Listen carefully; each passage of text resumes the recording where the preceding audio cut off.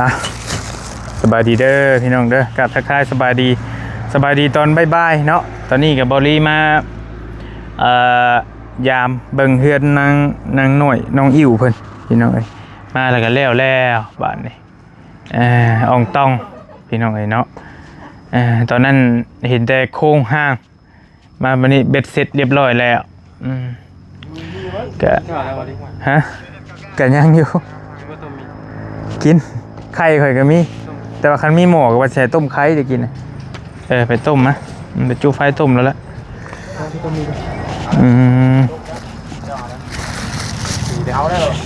ไปจุไฟซะไปไฟไม่ต้องนิ้วจะมีวะมีสบายป่ะพี่บ่าวตะกินบ่นี่เลือกยังน้อยเอ้ยน้อยมาพี่มาเลือกก่อนเลือกบุฟเฟ่เราจะกินตัวอะไรให้ขวดนึงพูดได้ให้เพื่อนเลือกก่อนสุภาพบุรุษเนาะโอเคให้ผู้หญิงเลือกก่อนอะไรตัวอะไรก็เอายี่ว่าจะซื้อมาฝากอ้ายแล้วเนี่ยเห็นอ้ายแล้วถ่ายหน้าอยู่ก็ทึกตนน่ะมาผัดไปแล้วขอบใจน้องเอ้าวานเลยบุญค่าพี่ก่อนเอาแม่เอ้าลูกเขากินบัดบ่ไอ้ตาแล้วคงจำมันดักนกเลยบ่ได้เดือนนี้เด้อบ่ได้เดือนนี้มีไอ้ค้างว่ารถนะโอ้บ่ได้ขึ้นดอกเบี้ยดอกยังแล้วเนาะเอากะเอาเลยเว้ยแต่มีแต่ผู้บ่ได้นี่สิเอาลีได้เฮากะบ่ได้ฝนยาหายามันบ่ได้คือง่ายเลยเนาะตาเจ้าดีแล้วเดี๋ยวมันบ่ได้เห็นว่ากะเนาะเอาพี่เฮ้ยอยู่แนวมาเข้าใจเรายังให้ชื่อมาให้กินอยู่ชื่อมากินอยู่ดิกินบ่ได้ไงเต็มร้อยก็บ่ได้บ่บ่ได้นะให้กูนกกระย่างขาวอ่ะนี่กับได้เสื้อไหมพี่น้อยงามลายเบิ่งตกคาเมลพุ่งไว้ก่อนคาเมลพุ่งน้องนิ้วเพิ่นเอาเสื้อสุรินทร์มาฝากสุรินทร์บ้านเฮาเนาะงามเฮ้ยหาหน่อยบ่งามบ่ตัวก็ตัวก็งามคือกันเนาะจะดีอยู่บ่แล้วนี่งามเฮ็ดแตกกระจายกระจายอยู่ฮะงามเลยบ่อยากคือเก่าแล้วเดี๋ยวนี้มันติดจ้างแล้วเนาะการเวลามันผ่านไปเปลี่ยนคนใจคนก็เปลี่ยนใจคนก็เปลี่ยนกันนิดหน่อยอะไรคอมเมนต์นะถ้าบ่เห็นนิดหน่อยให้ห้องรู้สึกว่านี่ติพายุบ่แม่นว่าที่ให้บ่ให้ย่านยังบ่ล่ะให้ย่าตายเพิ่นว่าบ่กะเม่นคุมลาวอยู่พี่น้องก็ว่าบ่นิ้วคือบ่กอดเอ้าเพิ่นว่าบ่กอดไว้ก่อนนิ้วว่าบ่นิ้วอีกเด้อหั่นแม่นแท้แล้วบ่ว่าติเวลามันขับขันเนาะมันจำเป็นเนาะมันจำเป็นเด้บางทีดึงไปกอดเจ้าบ่กล้ากอดสถานการณ์มันบีบบังคับบ่แล้วมันกอดเดี๋ยวเล็กคือเก่าอะไรพิษนะบ่พิษเนี่ยเด้นี่คนมันย่านเนาะญาติก็เฮ็ดบ่ได้ดอกเฮาญาติก็เฮ็ดบ่ได้เนาะบ่คันได้จะมีเมียจะเฮ็ดบ่ได้เฮ็ดบ่ได้นี่เฮาว่าคันได้นี่ญาติน่าสิได้อยู่คันเป็นผู้บ่าวได้เอาไอ้นี่ผู้บ่าวกับพ่อผู้บ่าวได้คันนั้นแหละคันผู้บ่าวคือตรงนิ้วนี่ได้แต่ว่ามันก็เข้าใจอยู่เข้าใจน้องเพิ่นอยู่สถานการณ์แบบว่าบ่กอดกับพิษกอดกับพิษนะคันกอดกับมีอยู่แนวว่ามันหักมีแนวว่าคันบ่กอดก็คือบ่กอดเอาน้องเนี่ยเห็นว่าอีกคันกอดมันไปกอดน้องคันใหม่เดี๋ยวก็เสียงัวเสียอะไรกันหรอกพิษอีกเสี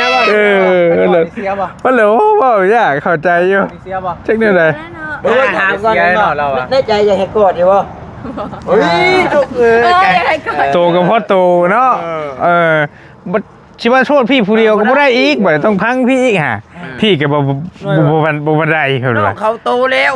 กอดเขาจะไม่ว่าแล้วพิษเลยกอดอะไรก็พิษเลยพิษบ่อยเนี่ยหวยข่อยเนี่ยหาโอกาสมาแล้วเอาได้ข่อยเห็นบ่โอกาสแบบนี้บ่ได้มีบ่อยๆได้เนาะแบบว่าเพื่ออากาศที่เป็นใจตอนเป็นว่าเลยเขาบอกให้ประตูพังอยู่โอ้ข่อยกับผ่านซึกมาหลายเลยแต่เรื่องประตูนั่นแหละยังไงล่ะว่าโอ้ยที่โมนี่เนาะแต่เรื่องประตูนั่นแหละ บ่มีหรอกข่อยน่ะเจ้าหั่นบ่ เออ อื ไม่ ม ว่ารับ เรียบร้อย โหลดป้วมถูกแม่ง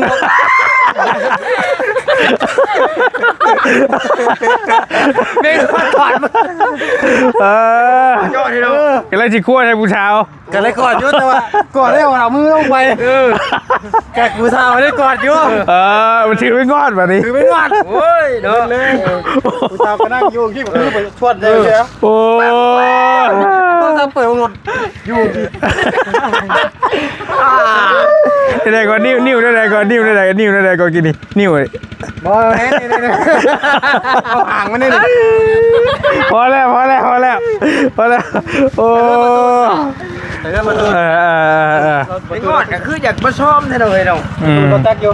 พอเป็นไปแล้วบ่ล็อกมันไม่รู้ที่หัวแบบพวกมัน ธรรมดาวัยรุ่นมันเฮ็ดหยังก็บ่ค่อยผิดไปได้ดอกคันสิผิดคันสิผิดก็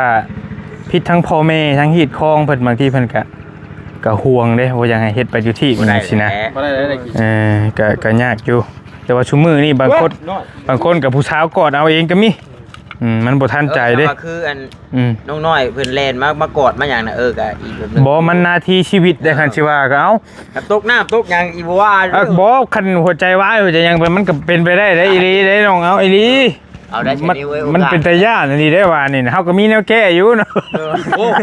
เอามันมีคลิปอยู่เด้ ขนาดเฮาบ่ได้เคยเบิ่ง ก็ย่านเลยย่านอีหลี เบิ่งจนจบนะว่า ย่านอีหลี โอ้ตายแท้บาดต้นไม้เฮ็ดจะเขาแท้บาด ให้พอได้บ่หน่อย จำคือบอกได้นี่ทูคือสิมาอยู่ยังเท่านี่ทูคือไปอยู่เท่ากลางหัวต้นไม้มันถึงนี่ น้องยิว ลมเองเลยพี่ ให้พอได้อยู่บ่ ใครปอด ต้องถามว่าสีเขียวอยู่บ่ล่ะว่าถึงเหตุการณ์เมื่อวานนี่พายุเขาพี่น้องก็ได้ไปเบิ่งในคลิปน้องเพิ่นก็ได้คลิปน้องนิ้วน้องพัดชัยบอดี้ก็เบิ่งเห็นแบบป๊อดแต่ย่านแฮงอีหลี ฮอดได้นะเขาเบาจันแถวหน้าหนองขี้ตมว่านนี่ขอไม่ว่านฮักต่อเอาว่านลงว่านนี่กัน เห็นเลย เซอร์ไพรส์ก็ฮักได้ไปเบิ่งบ่ บ่ย่าแล้วบ่ไปก็อย่าเซาไป ไปลงกัน จำช็อตคือเกือบอยู่แม่ว่านหลายแล้ว แล้วเอาไปให้ติดอ่างเลย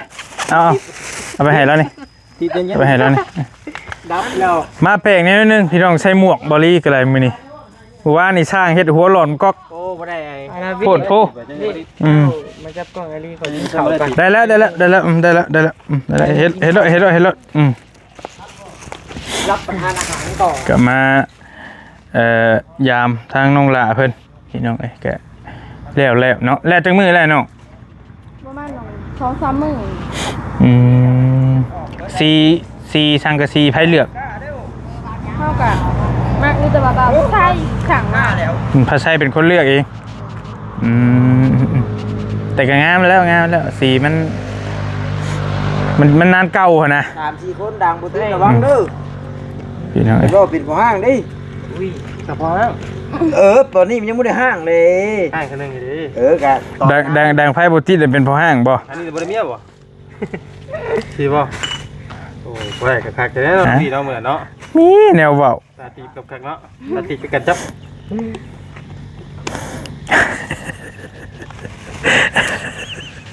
โอ้เรื่องเงี้ย พอเรื่องผู้สาวเก่าวิ ถ่ายคลิปลงเดียวอ้ายเฮาบ่กล้าเอาลงหรอ บ่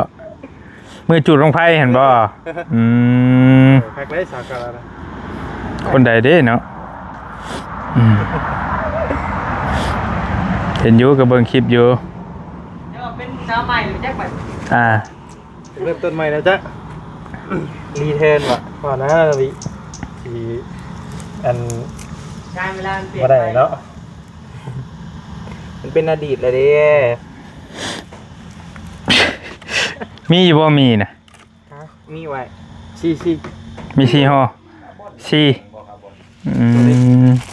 ก็มีหลายอยู่มีเวียดมีหยังก็ได้มีไข่ก็มี มันบ่ติด แต่ข่อยน่ะอยากกินต้มไข่ข่อยน่ะ ต้มมีบ่กินบ่ มีก็อยากอยู่ บ่ติดจะได้บ่ ติดอยู่ไว้ แต่ยินจะไม่ใช่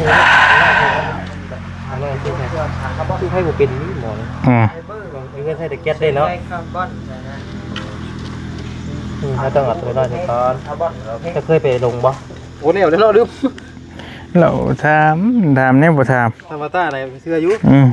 แล้วตาเนาะ แตกก็แตกเลยได้แข็ง ไปอันไปลงย่ามฝนตกขี้นี่บักไร ใช่ ทุกไผเก่ง จะมี ทุกไรถือว่าเก่งเสียไว้เนาะ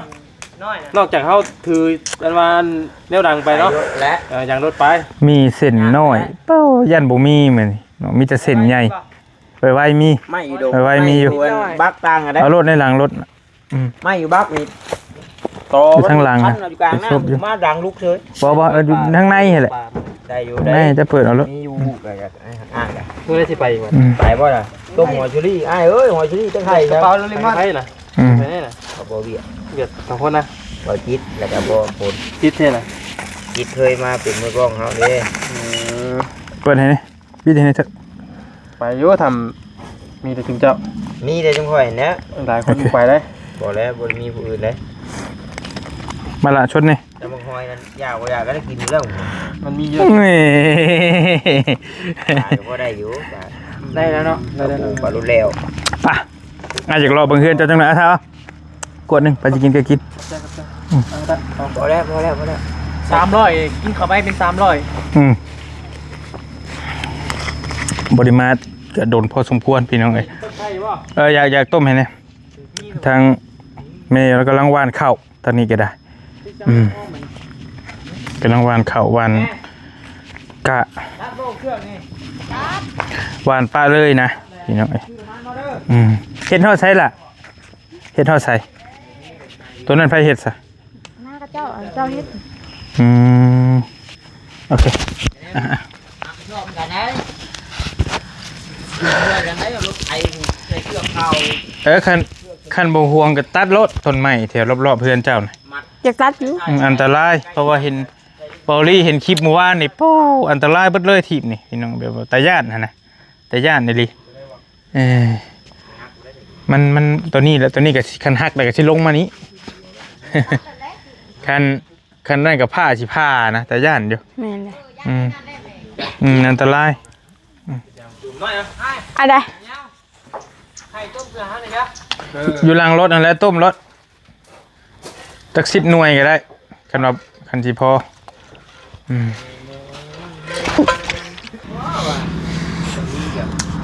พี่น้องเลยเรียบร้อยเนาะหลานเนาะ โดย หลังคาน้องเพิ่นพี่น้องก็สมบูรณ์แบบซ้ำกันกับเพื่อนนั่งอูนั่งอีแหละยังบ่ทันได้เข้าไปเบิ่งอยู่นี่ก็ได้จักรถเข้าได้อยู่บ่รู้เข้าไปหันก็ได้ตั้งซีมัดงบอัน10,000ปางนะ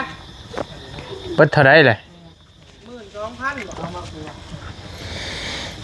เป็นเงินกีบเบิดจักล้านจื้ออยู่บ่ หมดเจอ 2ล้านปลาย เปล่า 7ล้าน8ล้าน น่ะ 8ล้าน8ล้าน7แสนยังไงอีก 9ล้านซะเนาะอืม ห่างแล้วก็ว่า12,000หรือ12ล้าน ว่าส่งทางพัดชัยอยู่พัดชัยว่าตีไป9ล้านซะประมาณนั้นแหละ เพราะว่าบอลลี่สิซื้อไปเฮือนน้องอูน้องอีแต่ว่ามาไล่เอาเงินก่อนเพราะว่ามันขนาดเดียวกันเป๊ะเลยบ่ได้เรือบ่ล่ะ บ่พอดี คันนั้นละเซลบินเดียวกันนะเซลบินที่เพิ่นเขียนให้ฮะ มีแต่ลบอันหน้ามันเด้อมันสิเหลือเจ้าตัดออกเลยก็ได้เดี๋ยวนั้นมันจะบ่ฮอด12มันจะบ่ฮอดอันนั้นจะบ่ลายโอ้เรือบ่นึงพุ่นน่ะเรือแล้วคนไปสั่งบ่ถึงว่า ลบเรือบ่ ไม่ได้ใช้เลยนะฮะ ตัดออกครับน้ำบินน่าจะไปชั่ง จังว่ากันนะจังว่ากันดอกฝนตกบานนี่ก็ได้อึกกระทึกพี่น้องแต่ว่ามันก็อยู่บ่ได้หัวเนาะล่ะเนาะมีแต่พระอันนั้นเนาะ แม่นเลย แต่ก็โครงห่างกับทนทานพอสมควรอยู่พี่น้องเห็นบริเห็นพายุเมื่อวานนี่เพราะถ้าว่ามันบกแข็งแห้งนี่มันเรียบร้อยแล้ววานเพราะว่าอยู่นี่มันบ่มีแนวบัง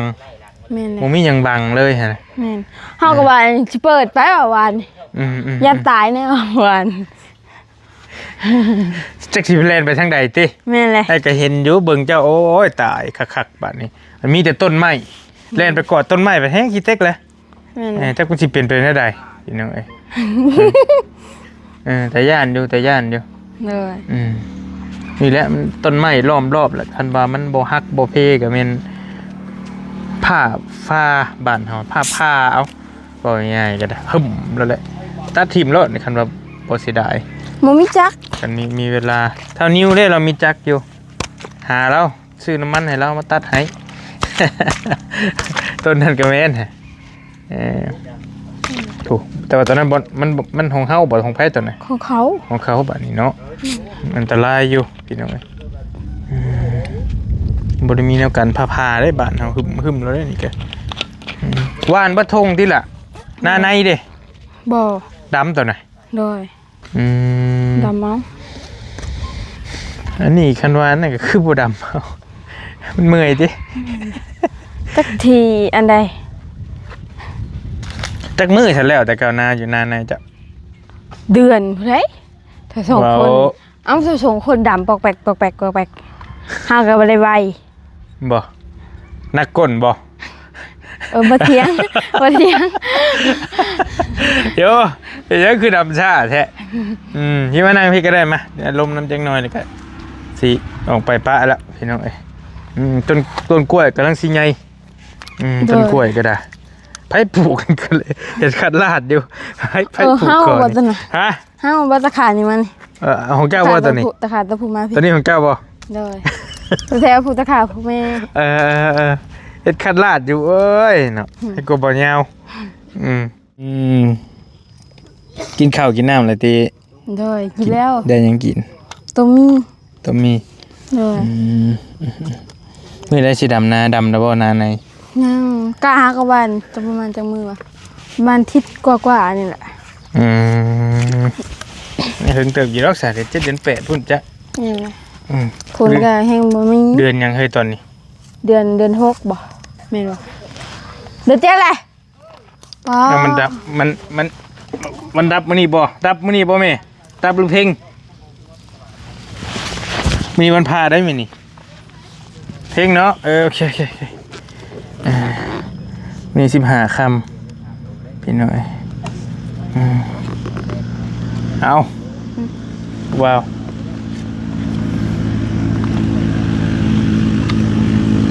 ไอ้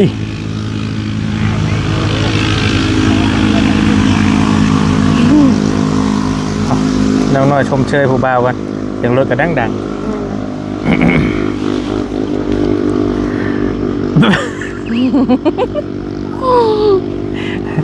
เป็นได้ได้อยู่ดีไม่แห้งเจ้าก็ได้ เลย บ่ได้มาหาดนพอสมควรหาน้องละเป็นนี่ก็ได้บ่ค่อยได้มาพี่น้องเอ้ยจนแล้วกับอีกอย่างก็บางมื้อน้องเพิ่นอยู่หน้าบ่รถบ่รีบมันก็เข้าบ่ได้มันได้แต่รถจักรเข้าได้บ่ล่ะคิดว่า บ่ บ่ ได้แล้วรถไงทางเปื้อนแล้วฝนตก รถจักรก็ยังพอแห้งแล้วนะเนาะ แม่น บัดนี้นำทีมงานเบิดแล้วบ่ล่ะงบเฮ็ดเฮือนเจ้าต่อย่าง มาวานเท่าไหร่700,000 มาวาน นำไผ น้ำบ่าวพาไส้ ม มาใหม่วัน มีเท่านั้นบ่ โดย 750,000 โดย ประมาณ1,000 กว่าบาทซื้อบล็อกซะซื้อบล็อกซื้ออันนั้นยังเท่าไรบล็อกเฮา จักยังเท่าไหร่เลยได้ น้ำก้นเจ้านี้แล้วก็ที่พุทธ นั่นแหละจักยังเท่าไหร่ ประมาณ200คันสิได้ประมาณ1,000นี่แหละพันปลายพอ โดย ก่อนเท่าไรพวกอาจจะลืมแล้วบล็อกก็ได้1,000 กว่าพอก็จังค่อยเฮ็ดไปเฮ็ดจะได้มาเห็นเมื่อวานนี่แหละก็อันตรายอยู่แต่ว่าถ้าอยู่เถียงหน้าเจ้ามันก็แบบนี้บ่ลมนะ จาก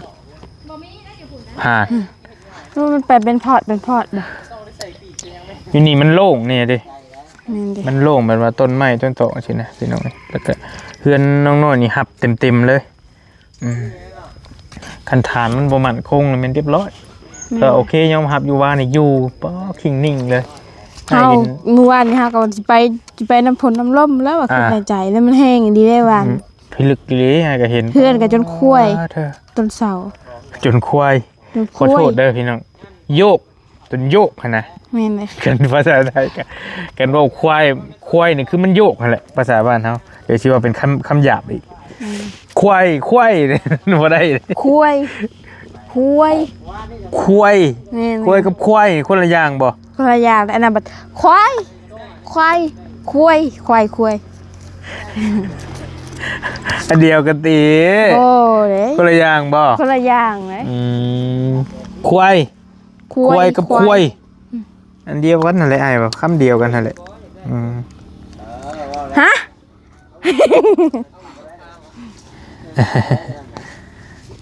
ตอนนี้ว่านแล้วบ่ตอนนี้เลยจะได้ ยัง สิเป็นน้องได้เลยได้อนี่ไอ้วะ แม่น หาก หวานทางใด คนหนึ่งหวานถามคนหนึ่งแล้วเราเป็นคนหวานเฮ็ดน้องซะหน่อยคักได้นี่ เฮ็ดกระตูบอ้อมฮะหนังบัดนี้ขายเฟอร์ขายมีฮะคือเฮาเว้ากันนะคักแล้ว แม่นเลยเห็ดตะนางนี่ก็เนาะไปให้มันเจือลงกันนี่เห็ดตะนางเฮาก็ปลูกผัก ก่อกำแพงกำพังเอาก็ได้ แม่น บ่ เลย ยากเฮาปลูกผักคือเป็ดลงหนองนี่สบายน้องได้ กาดดีคักอยู่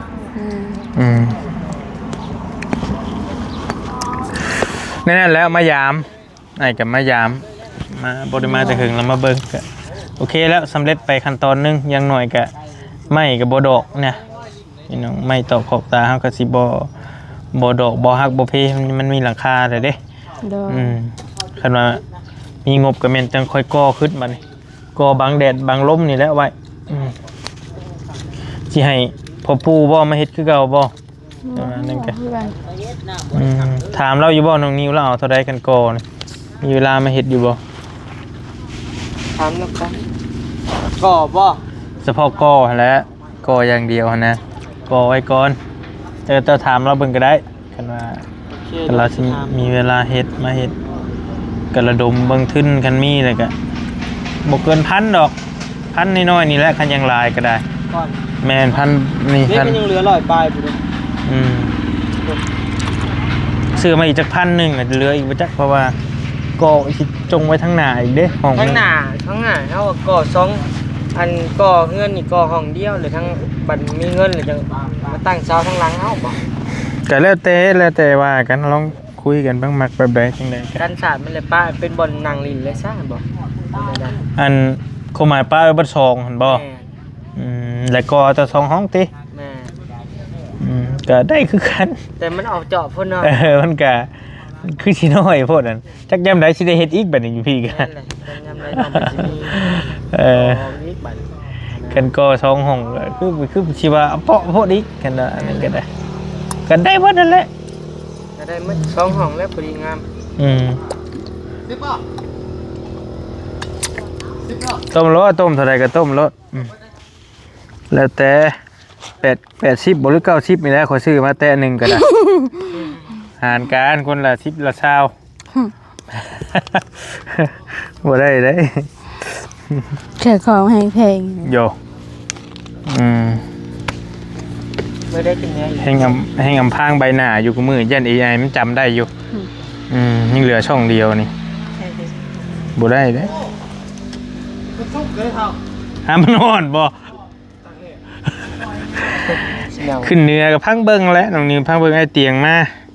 ก็จะสิได้ไปยามใดก็อยากไปอยู่พุ่นก็ โอ้ย มีเวียกมีงาน ขึ้นไป ภูไปเขากับม่วนอยู่หาหน่อไม้น้ำมันก็กับน้องๆเพิ่นเป็นนั่นก็โอ้มัน คงซึกว่าช่องนี้มันบ่ดันเนาะมันบ่แจ้งเตือนเฮาเลยเว้ย บ่ติดตามไปดันอยู่ บ่ติดตามได้ ดันอยู่ บ่ติดตามตั้งแต่มื้อเจ้าผู้ติดตามเจ้าคนผู้ น้อยๆนี่สิบ่จักช้ำนี่เบิ่งนี่แท้ๆ สิแล้ว เราช่องเปิดมาใหม่ก็พันปลายเลยติยังว่า300อยู่ บ่จักซ้ำแล้วเบิ่งคลิปกันจักดีบ่เฮ้ยเห็นว่าก็ มันบ่สู้เห็นได้เด่นเห็น โอเคบ่เห็นก็บ่เห็น บริปานใดได้นี่ตอกติ้นอ่อนเลยแมน เฮ้ยเอาไป เป็น TikTok ติเฮ้ยเอามาในหน้าสิขับไปช่องนี่มา เอาไว้ ไปเบิ่งแนวกระบัง บอกแอวกันบ้างเฮ้ยเลยลืมบ่บ่อยากว่าอภัยนะเบิ่งตัวเอง ตอนงูเหลือม เด้งขึ้นจังหน่อยบ่เดี๋ยวนี้ฮะ จะแม่น แมน งูเหลือมเดี๋ยวจะตายเดี๋ยว อ่า อ่า แค่นี้พอมีหมู่นี่ หางรีบด้วยท้องปั้น ยามดิ้นถ้าก็ ไปเด้อไปนั่งแล้วสิจบคลิปแหละนั่งได้อยู่ติบ่ได้ถือตินั่งใกล้กันเบิ่งดู สวัสดีได้พี่น้อง บ่เป็นอ้ายก็อันนี้เด้บ่เรื่องเก่าเนาะนึงก่อนนี่เว้ยก็ว่าอ้ายก็ว่าจังให้เจ้ากอดเล่าบ่ได้วานนี่เด้อีหลีบ่อีหลีคันกอดเจ้าก็สิยอมบ่เนาะ บอก โอ้ยเจ้าก็จะแข่งปานนั้นเถอะ ก็ได้จ้ะก็ได้อยู่ แล้วเนมเลยฮัน โอ้ยจะเป็นนั่นแล้วนะยาเราเฮ็ดคือบ่ฮู้แล้วก็แล้ว บ่มันหน้าที่ชีวิตอีหลีแบบว่าโอ้ยอีหลีอีโลอะไรพี่น้องเอ้ยผู้นี้ก็ให้เยอะอยู่ว่าดิถ้าชาวบิวมานำบ่มันอยู่แล้วแบบบ่แบบอีดีโลนะ ก็ยันตายวันขึ้นในใจสิมาตายอยู่นี่บ่ย่านน้องกระสีนี่เปิดแน่วันนี่ เช้าค่อยลงเลง เสามันก็คุยเด็กอะตอนเฮาก่อน คันว่างาไม้งาตอกหักมาสัดใส่กับพ่อหิ้งเนาะ แม่น ไปบอกอีดีโล มาจะพุ่นเข่าไปนี่ก็เรียบร้อยนะ คันงาไม้นะฮักว่านี่พอดีเฮาก็อยู่ในกกเสากกน่ะว่าน ร้อนโบฮักดอกมาเบื่อนี่ไม่ใช่ฮักพุ่นพุ่น บ่าว่าบ่ได้ใด อันนั้นเฮายังพอหลีกพอลบได้คันเฮาเห็นตัวผ้านั่นอาย่านตอนนั้น แม่น ตัวนั้นแหละประเด็นมันต้นไม้หลาย บ้านเฮานี่ก็โป๊บ่ธรรมดาเด้ เริ่ม ที่ กิน นั่น ซะตีกกเลย ก็แล้วแต่เจ้าของนาเจ้าของที่เพิ่นดอกกันว่า นี่มอนี่สำคัญมอสูง คันให้อ้ายแนะนำอ้ายก็อยากให้เอาลงเบิดแล้วคันว่าเฮาสิมาอยู่อีหลีก็แต่ก็แล้วแต่ดอกว่าพื้นเรื่องความปลอด บ่ ภั ข่าวย จะซ้ำหนาวจักไปซื้อกันเมื่อวานนี่ บ่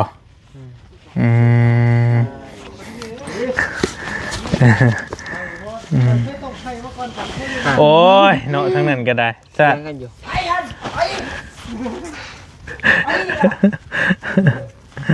เบิดแล้วงบน้ำเจ้ากะติ โดยเกี่ยงแล้วหมดอ่อนร้อนเลย เอามาไหมหามาไหมอะไรแก แต่นั้นเป็นไปได้ก็อยากให้มันได้ฟ้าได้วงกบวงกบนะพอได้อยู่นะ แม่น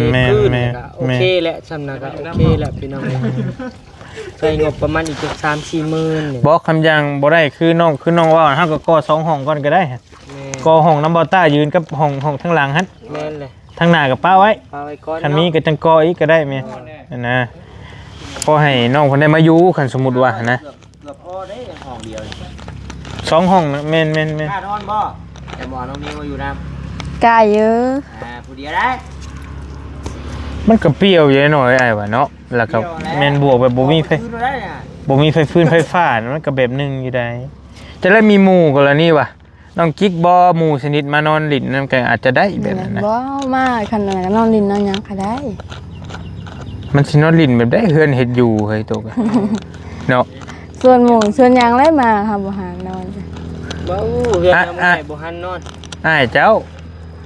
เราก็สินอนหน้าติ เราบ่มาดอกเรามีแต่นอนหน้าผู้เราไปปะพ่อแม่ดอกอันน่ะ ก็ดี ป้าบ่ บ่ ที่ห้ามแก้นก้นกับไปป้าบ่ แม่อยู่ไสอยู่นำ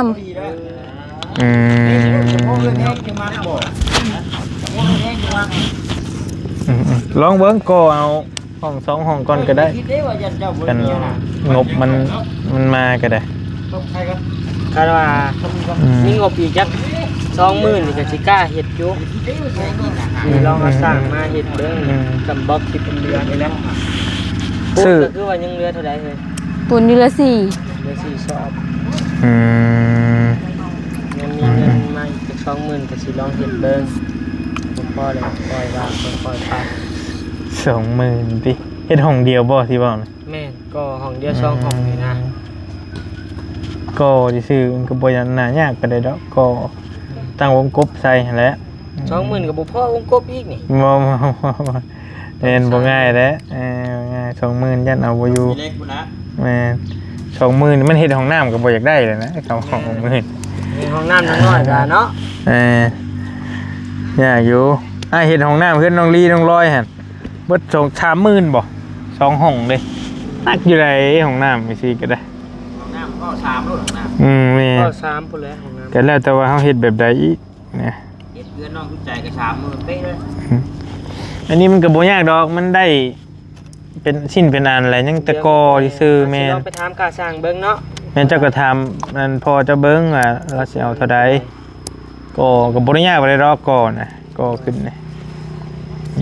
อย่างน้อยก็ได้ก่อเทพื้นปิดบานประตูให้ เพิ่นเอาก็เลทเท่าไหร่ พอสร้างแล้วเอาเท่าใดวะไอ้ก็ลืมเลย 100บ่ 30 30,000บ่ บอกกะเล่ละ80กะเล่ละ100นะอันนั้นโบกอันนั้น จะมาให้จำบ่ผิดเลยให้นั่งถามเราที่นั่นแหละ ก็บ่ได้ยากไปเลยนะเนาะก่อเนาะ 30,000เนี่ย อืม เอาบวกมันบวกไปเลยเอาเม็ดหนึงอยู่เมื่อคืน3ก้อนก็ฮอดเม็ดหนึง แล้วแต่ช่างแล้วแต่บางคนก็ถึกบางคนก็แพงบางคนก็เฮ็ดง่ายอยู่ แค่ละ100 120 110อะไรอย่างเงี้ย อืมพอได้เห็นน้องน้อยมานอนเฝ้ากะเฝ้าบุ้งลกหญ้าลกยูอยู่นี่แหละ มีลีกับกอห้องเดียวเด้อเนาะชื่อกันผู้สร้างเนาะ เลย อยู่ได้อยู่บ่ไอ้เบิ่งไก่หมูใช่เนาะ ห้องเดียวก็ดู ส่วนหมูส่วนหยังแหละมันลินนะ ก็เลยสิมาอยู่เจ้าบ่กูมือ จักเลย กูมือกูเว้นเขาก็อยากไปหาผัวเขาคือกันว่า จักเลงเถื่อเขา หมู มา วัยรุ่นแหละเฮ้ยสิเอาหมูมีผัวบ่ วัยรุ่นกับพ่ออยากพ่อคือกันว่า เฮากับส่วนหมูส่วนหยังแหละมันลินอยู่หีเนาะ มันสิบ่นอนอีกบัด แต่ได้ยีดอกเว้ยสิเป็นหมูมียังเป็นตาย่านดอกแล้วเลยจังว่ากันเนาะเวลาก็ล่วงเลยเนาะยินดีน้ำเด้อได้ขั้นตอนหนึงแล้วได้หลังคาแล้วผ่านคือสิผ่านการทดสอบแล้วเมื่อวานนี้ก็ได้ วัดโต พี่น้องเอ้ยตาม ทด บอ สอบ ลีเบิ่ง ทดสอบโพดว่านี่ เลย จะอยากปิ้วพี่น้องเอ้ย ว่าก็คักอยู่ไปช่องมึงก็บ่ได้มีฮู้เด้ โดย บ่ได้มีฮู้แบบเป็นป้องแบบว่าอันน่ะเพื่อนบางหลังเฮาแบบสร้างบางคนเฮ็ดแหละเฮาไปเบิ่งปุ๊กป้องอยู่ได้ไปช่องเบิ่งนะหัวเป็นนั่นน่ะอันนี้โอเคละได้อยู่ได้เรื่องอยู่ไปจะไปหากินกินไข่บัดนี้จังว่ากัน เลย สวัสดีเด้อน้องๆเด้อไปไปโอเคอยู่ดีมีแฮงพี่น้องก็ถือว่าได้แล้วบัดนี้จังเฮือนนางน้อยเพิ่นถือว่างามหลังคามุงเรียบร้อยแล้วก็ยังเหลือแต่ขั้นตอนก่อคือเฮาเว้ากันนั่นแหละก็2ห้องหรือห้องนึง2ห้องซะมันจังพอดีพี่น้องก็บอกก็บ่เปลืองไปได้ดอกก็เลยเทพื้นให้น้องหลาเพิ่นก็พอได้อยู่หั่นน่ะพี่น้องเอ้ยเอาอยู่ดีมีแฮงไปก่อนฝากน้องน้อยเพิ่นนี่บ๊ายบาย